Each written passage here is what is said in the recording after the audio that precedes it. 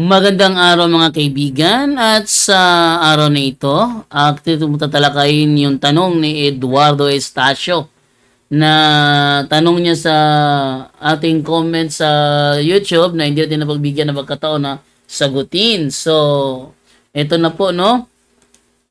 Sabi niya rito, paratang ng SDA Sabbath change to Sunday, Matthew 5:17, tapos church mataas kaysa sa Bible. Ito ang gusto niya sagutin natin. Dahil parating ito mga SDA sa kanya. Okay. So, sa mga bago po sa aming channel, please po don't forget to hit the subscribe button at the notification bell para maging notified kayo sa bawat video na ilalabas ko sa channel na ito. Kaya huwag na po nating patagalin. Simulan na po natin.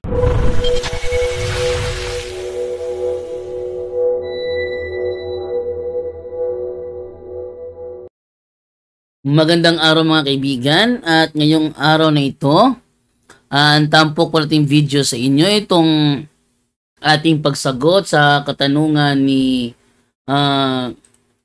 Eduardo Estacio. Sabi niya dito, paratang ng SDA Sabbath change to Sunday, Matthew 5:17, tapos church mataas kaysa sa Bible. Okay, ating sasagutin ito, ano? Unang-una, ang Sabbath was never changed to Sunday. Katunayan, ang mga Israelita sa Israel, ang kanilang Sabbath doon Saturday pa rin. So, hindi talaga na-change. Unang ating titingnan dito sa isa nating reference, may nakalagay dito eh. Tingnan nyo ha. Ito ay galing sa isang encyclopedia kung saan batay dito sa record natin, the Jerusalem is a city of 3 Sabbaths, no? Ito, pakita ko sa inyo, mas may dala at may pakita yung ano yung reference mismo. Ayon dito, ayan. The World Book Encyclopedia, volume 11, page 95. Sabi, Jerusalem is a city of 3 Sabbaths. Sa Jerusalem, meron 3 Sabbath. Ano yon? Friday para sa mga Muslim, Saturday para sa mga Jewish, and Sunday para sa Christians. Ang tanong, kung totoo na na-change ang Sabbath to Sunday, bakit sa Israel, Saturday pa rin ang Jewish Sabbath? Diba? Saturday pa rin ang Jewish Sabbath. Ang ginawa lang kasi ng mga Kristiyano is nagsagawa ng ating sariling version of Sabbath. 'Yon ang Sunday. No? Ating sariling version ng Sabbath kung saan 'yon ang Sunday. Ngayon, so hindi talaga na-change. Never change. Kasi kung na-change, dapat ang mga Israelita ngayon, Sunday na. Kung na-change. Di ba? Sunday na. Ang ginawa kasi ng Christian kasi, they transferred the solemnity from Saturday to Sunday. Ang solemnity ang kanilang tinransfer. Pero effective lang yan sa mga Kristiyano. Hindi sa mga Israelita. For example, magsagawa ng batas ang Iglesia ni Kristong Tatag ni Felix Manalo. Yung batas ba nila is under ba ang mga ibang relihiyon doon? Ang sagot ay hindi. Sa kanila lang yun. Okay? At walang karapatan kahit pa Santo Papa ng Iglesia Katolika palitan ang mga practices o araw ng pagsamba ng Iglesia ni Kristong Tatag ni Felix Manalo. Walang sino man na may karapatan yan kahit Santo Papa pa. Ibig sabihin, walang karapatan na Santo Papang baguhin ang Sabat na kinaugalian ng mga Israelita. Bagkus, ang Santo Papa ay isa sa mga naging nakapagpatibay ng aral na noong una pa nagsimula, Sunday was kept holy from the time of the apostles. No? So, ginawa ang Sunday na Sabat ng mga Kristiyano. Sabi nila hindi daw Sabat ng mga Kristiyano ang ang Sunday. Kung hindi Sabat, edi ilabas yung ebidensya kung bakit hindi Sabat. Oh, Lord's Day, ganun pa rin 'yon. Kuryaki Himera, ganun pa rin yun.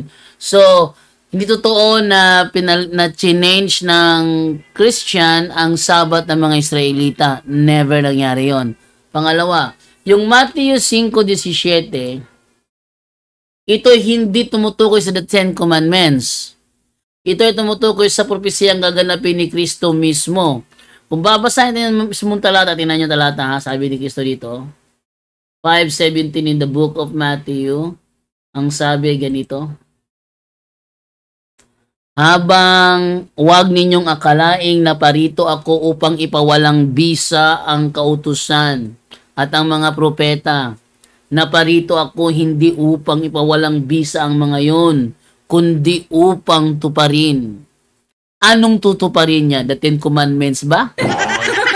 Ang sagot ay hindi. Alam niyo kung bakit hindi? Bakit hindi ang sagot? Yun ay dahil ang kautusan at referring to the Ten Commandments is ibinigay lamang sa mga taong unang Timoteo 1:9, anong sabi dito?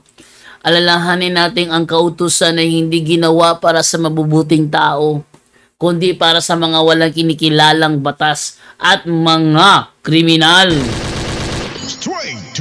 Para sa mga hindi kumikilala sa Diyos at sa mga makasalanan.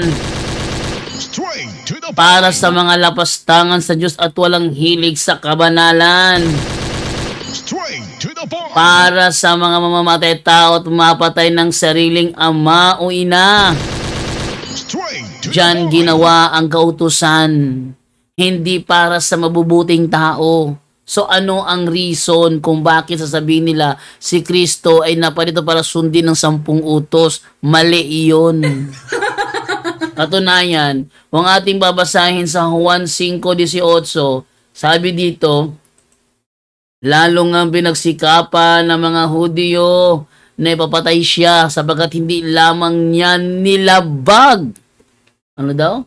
Sapagkat hindi lamang niya nilabag ang batas tungkol sa araw ng Sabat. Sinasabi pa niyang ang Diyos ang kanyang Ama at sa gayon ay pinapantay ang kanyang sarili sa Diyos. Ibig sabihin, ang ginawa dito, nilabag.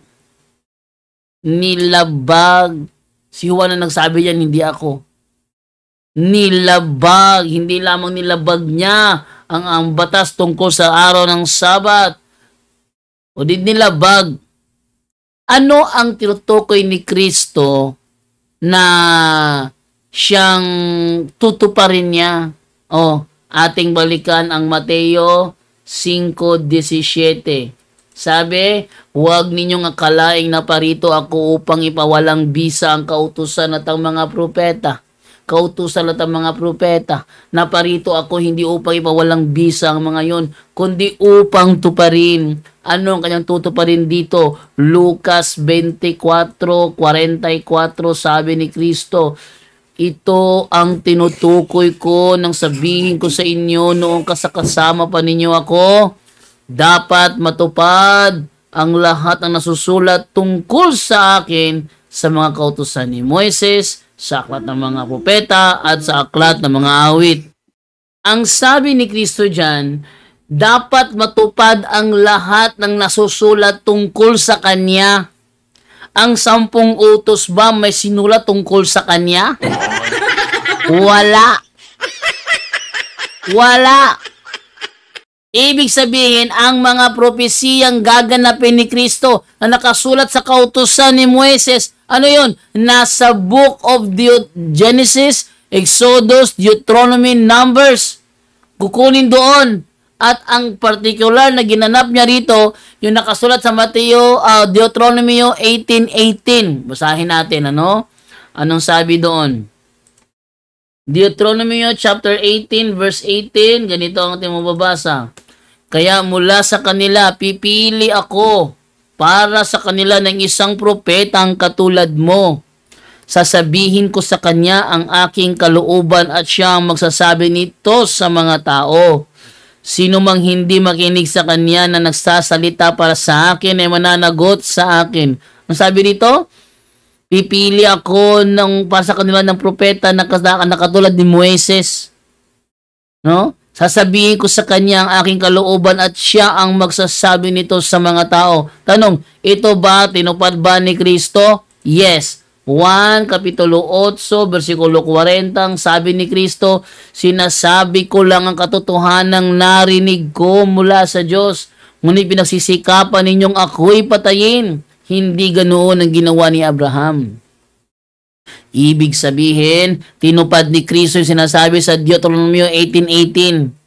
Dahil sabi niya rito, isinasabi ko lang ang katotohanang narinig ko mula sa Diyos. Sinasabi lang niya.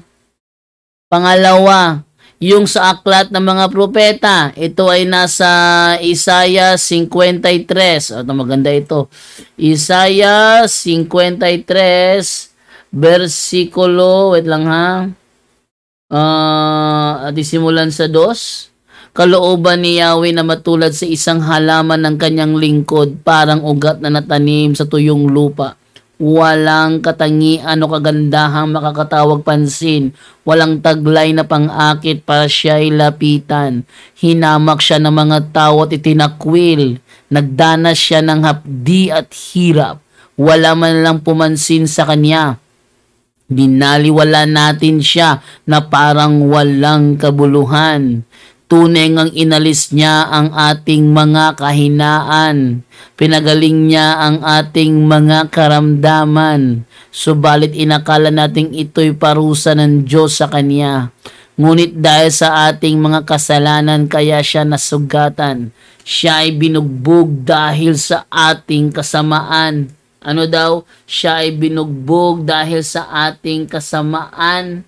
Tayo ay gumaling dahil sa pahirap na dinanas niya at sa mga hampas na kaniyang tinanggap. Tayong lahat ay tulad ng mga tupang naliligaw. Nagkanya-kanya tayo ng lakad, ngunit ipinataw ni Yahweh sa kanya ang kaparusahang tayo ang dapat tumanggap. No daw? Kaparusahang tayo ang dapat tumanggap. Siya ay binugbog at pinahirapan, ngunit hindi kumibo. Kahit isang salita tulad ay tupang nakatakdang patayin, parang korderong hindi tumututol kahit nagupitan, at hindi umiimik kahit kaunti man. Sa Gawa 8, ito yung binabasa ng Ethiopian officer. Ito yung binabasa niya. Tapos pinapunta ng Espiritu Santo si Felipe para puntahan siya. At tinanong niya yung Ethiopian, naunawaan mo ba ang iyong binabasa? Sabi naman ng Ethiopian, paano ko mauunawaan kung walang magpapaliwanag sa akin? Kailangang may magpaliwanag sa akin ito. Ngayon, hindi ko alam kung sino ang tinutukoy ng propeta, sarili ba niya o ibang tao. Nang dahil doon, binigyan ng pagkakataon si Felipe na ipaliwanag ang sinasabi ng propesiya ni Propeta Isaiah na binabasa ng naturang Utopia. Nasa Gawa 8 yan eh. Ngayon, nang binasa nyo, nagsimula siyang ipangaral ang patungkol kay Jesus. Sa madaling salita, tinupad ni Kristo yan. Yan, ito yung binabasa, siya ay binugbog at pinahirapan, ngunit hindi kumibo. Kahit isang salita tulad ay tupang nakatakdang patayin, parang korderong hindi tumututol kahit nagupitan. Tingnan nyo? Ito tinutukoy dito na tinupad ni Kristo. Nakasulat sa aklat ng propeta, isa ito sa mga halimbawa na kailangan niyang ganapin. Kailangan niyang tuparin. Hindi yung yung the 10 Commandments. Mali. Ninyo Ito ay nasa Gawa 8:32 to 33 yung basahin na. Gawa 8:32 to 33. Ito ang ating simulan to sa babaw. Sabi dito pagkatapos sinabi ng isang anghel ng Panginoon kay Felipe, pumunta ka sa gawing timog sa daang mula sa Jerusalem papuntang Gaza. Halos hindi na yon dinadaanan na ngayon. Pumunta nga doon si Felipe, samantala isang eunuko ng pinunong taga Ethiopia na ingat yaman ng Candace, reyna ng Ethiopia, ang nagtungo sa Jerusalem upang sumamba. at pauwi na noon, nakasakay sa kanyang karwahe na nagbabasa ng aklat ni Propeta Isayas. Sabayan mo ang sasakyang iyon, utos ng Espiritu kay Felipe. Kaya patakbong lumapit si Felipe at narinig niyang binabasa ng pinuno ang aklat ni Propeta Isayas. Tinanong ni Felipe ang pinuno, nauunawaan ba ninyo ang inyong binabasa?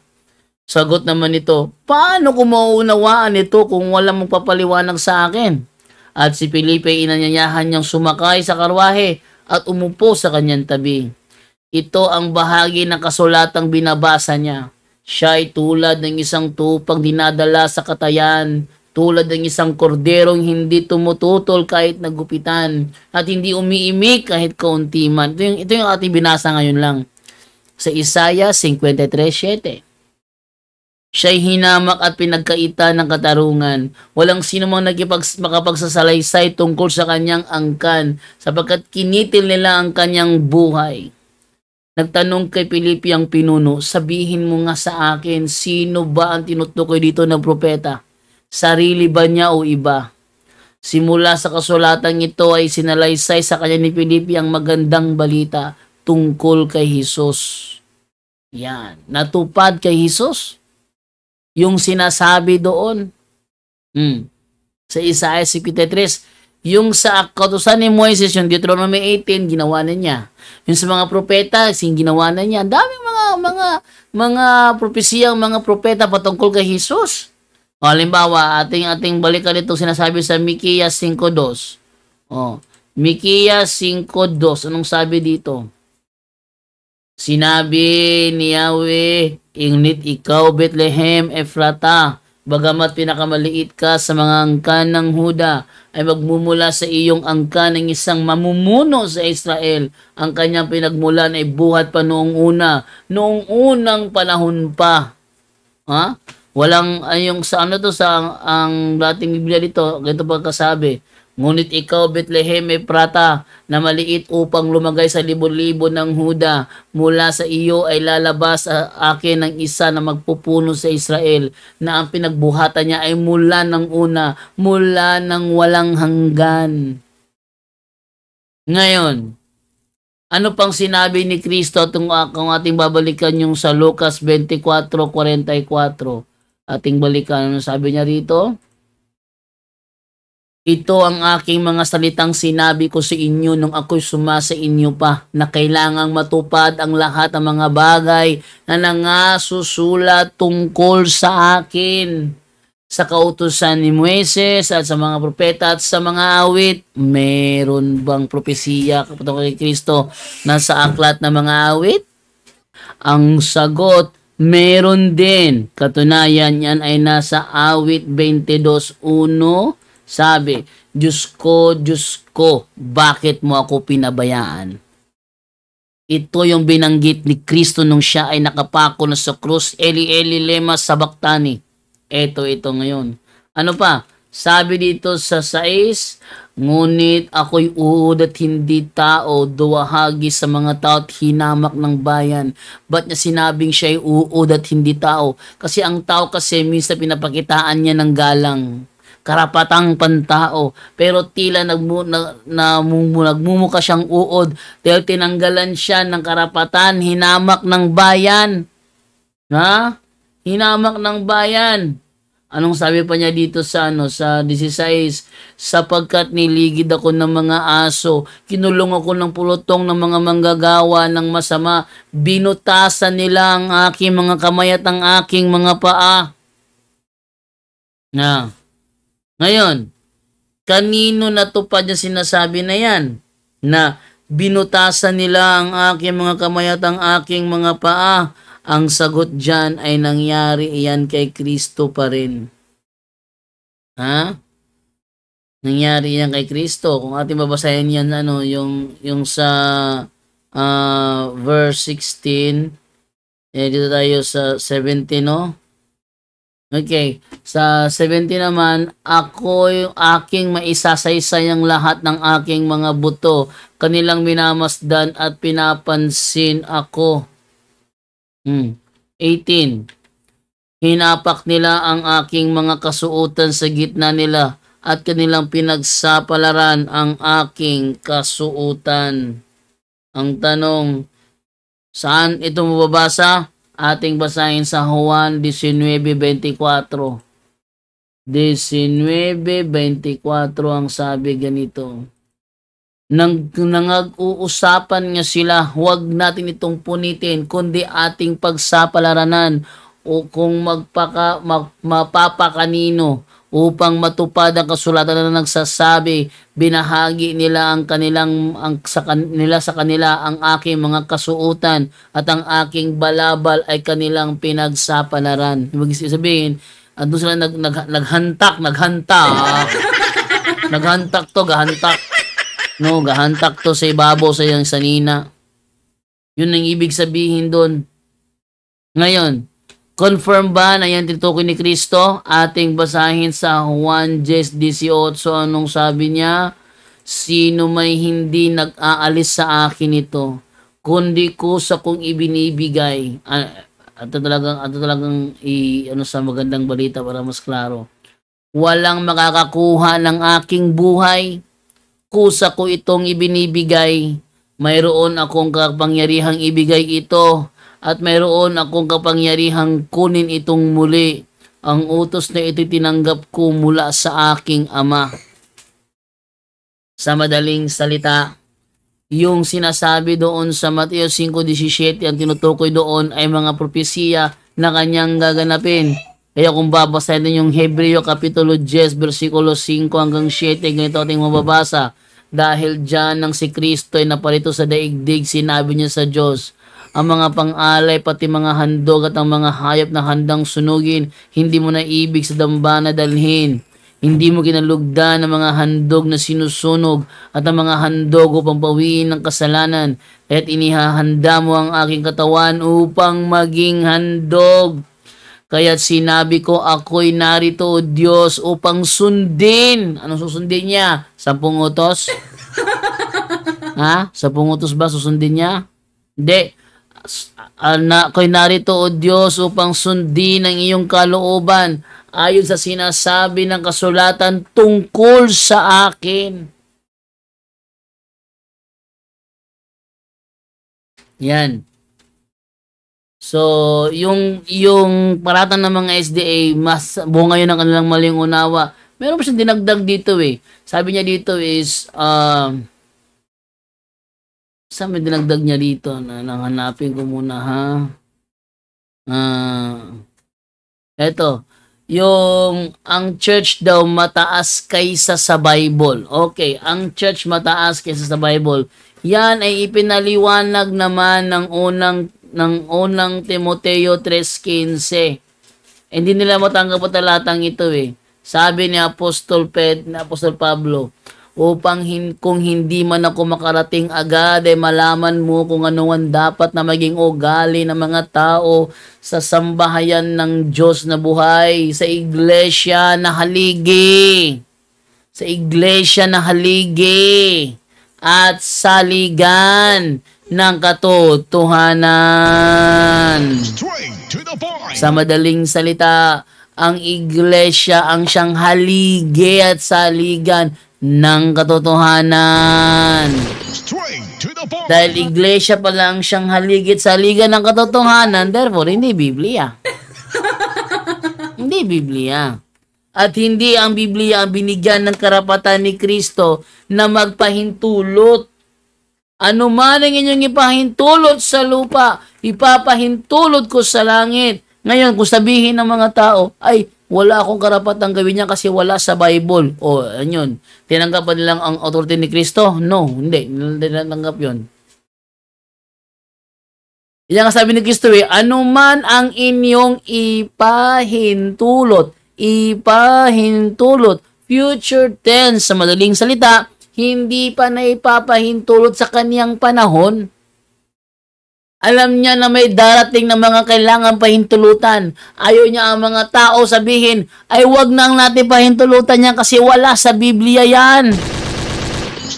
Hindi pwede yon. Hindi ganyan ang utak ni Kristo. Hindi siya gaya ng mga protestante, gaya ng mga, ng mga sugo ng Diablo na pag nangangaral, ginagawa tayong Bible alone. Mali yun. Okay? So, yun po ang aking kasagutan sa naturang katanungan. Nawa po ay nag-enjoy po kayo. At abangan nyo po sa mga next uploads po natin another topic naman na aking sasagutin pagkatapos ng special episode natin. Ito po si Jando Alabado. Nasasabi po sa inyo, maraming salamat po and bye-bye.